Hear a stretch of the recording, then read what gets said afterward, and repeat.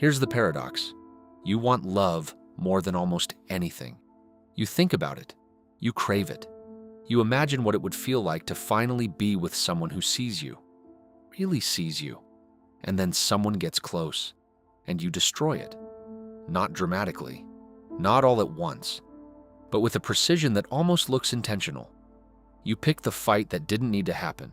You pull away at the exact moment things start to deepen. You find the flaw that justifies the exit, or you just go cold.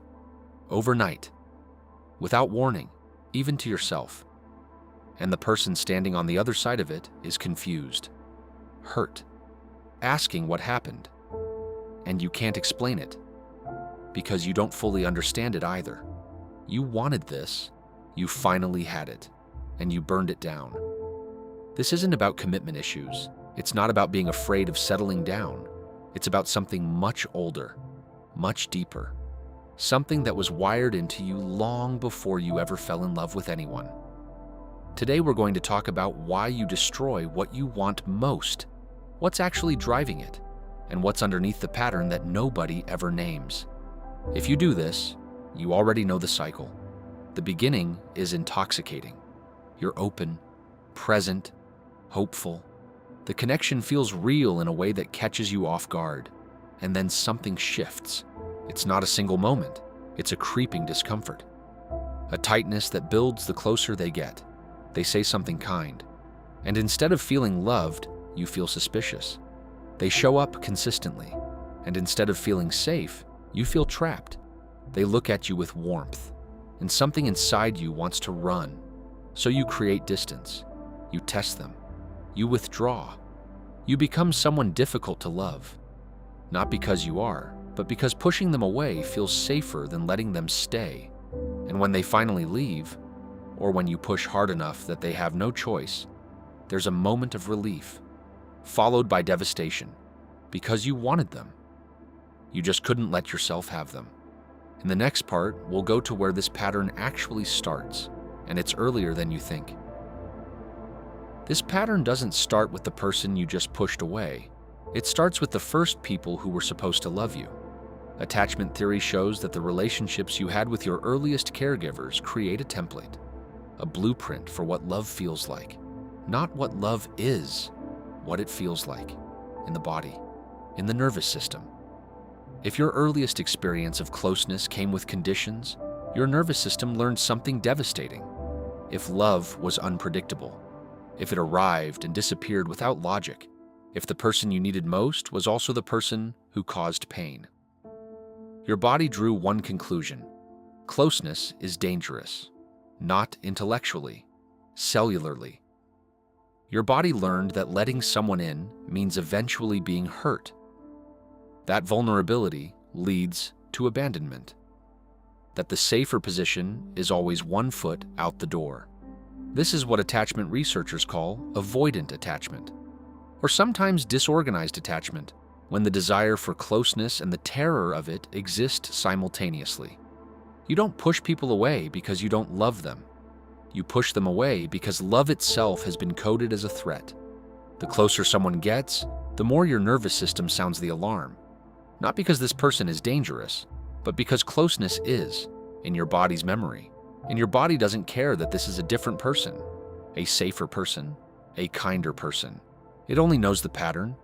Someone is getting close. Last time that happened, it ended in pain. So it does what it was trained to do. It pushes, it sabotages, it destroys, before the closeness can reach the depth where the original wound lives. If this is resonating with you, subscribe to the channel. We go deep into the psychology that nobody else talks about. Now let's go one layer deeper.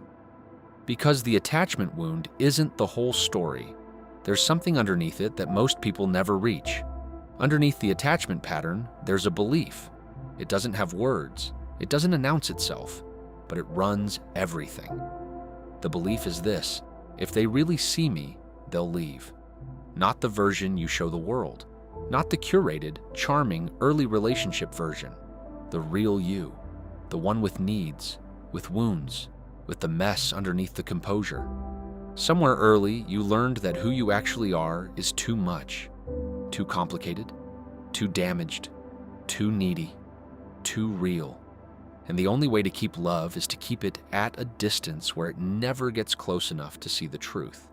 This is why the destruction happens at a specific point in every relationship, not at the beginning. The beginning is safe. You're still performing, still showing the edited version.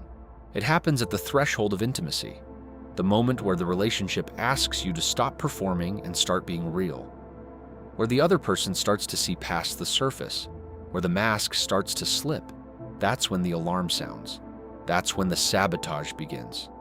Because if they see the real you, the story says, they will do what the first person did. They will leave. So you leave first. You pick the fight.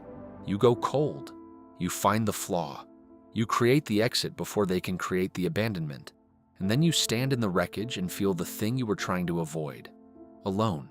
Again. Not because they left you. Because you left you. Before they had the chance to. In the next part, we'll talk about what actually changes this. Because it's not what you'd expect. The pattern doesn't break through willpower. You can't decide to stop pushing love away. You've already tried that. Probably more than once. The pattern breaks through a different kind of experience. Staying. Staying when every cell in your body is screaming to run. Staying when the closeness gets uncomfortable. Staying when the mask starts to slip and the terror of being seen is so intense you can barely breathe. And discovering that the person stays too. That's the corrective experience your nervous system has never had. Someone got close, saw the real you, and didn't leave. Your body doesn't know what to do with that information at first. It contradicts everything the old template predicted. So it takes time and repetition. One moment of closeness that doesn't end in pain. Then another, then another.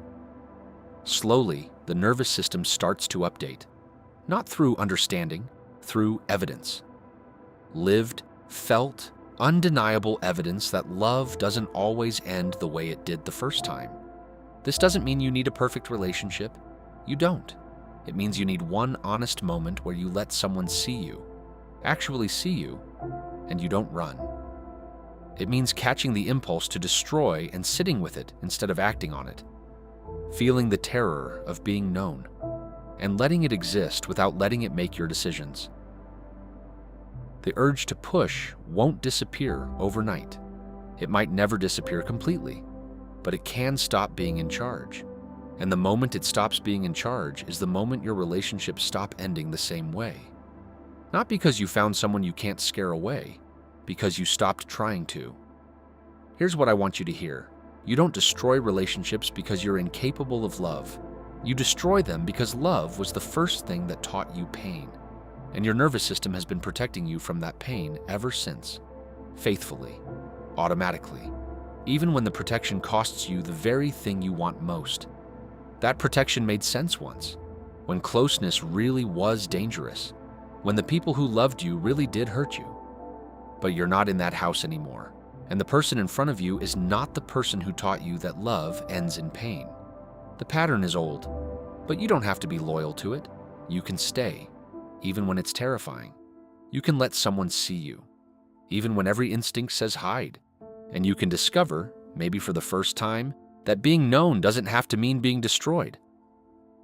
Now I want to hear from you. At what point in a relationship do you start to pull away? What's the trigger? Drop it in the comments. Naming the moment is how you start to catch it. The next video picks up exactly where this one leaves off. Don't stop now.